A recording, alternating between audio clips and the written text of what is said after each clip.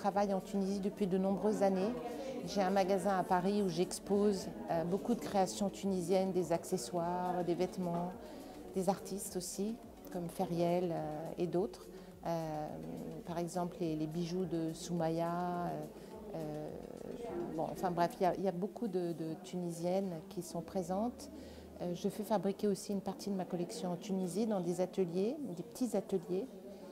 Et je travaille essentiellement avec des femmes. Je trouve qu'il y a beaucoup de talent, il y a beaucoup de savoir-faire. Maintenant, il faut le faire savoir, il faut le faire connaître. Et je pense qu'il faut une volonté politique d'exporter et de faire connaître votre savoir-faire et de se professionnaliser dans le haut de gamme. Parce qu'en fait, certains pays comme le Maroc sont très connus pour le haut de gamme et moins la Tunisie. Et ce qui m'intéresse de participer à ce concours, c'est que je vois que les travaux sont très aboutis. On sent qu'il y a des professeurs quand même qui sont très exigeants. Et je pense que c'est un métier très exigeant, qui est très difficile.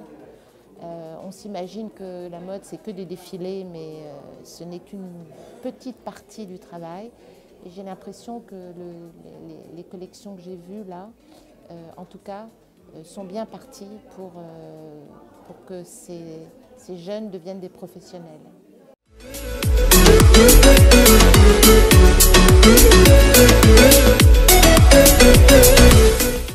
Bonsoir, merci pour l'interview. Je suis Marco Pisani, je suis le président du groupe Intima.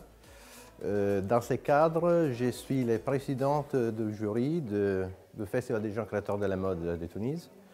Et je suis très heureux d'être là parce que c'est une occasion importante pour ceux qui regardent le futur du textile tunisien dans le cadre du développement de la possibilité pour les jeunes créateurs d'avoir un futur intéressant dans le domaine du textile. Nous, en tant que presse, on travaille dans le domaine de la lingerie et du beachwear, mais on a, en tant que maison d'édition, une profonde culture du secteur textile parce qu'on a travaillé pour des années dans le fil industriel, dans la maille, dans les tissus. On connaît assez bien toute la partie des tissus soyeux lyonnais, des soyeux de com.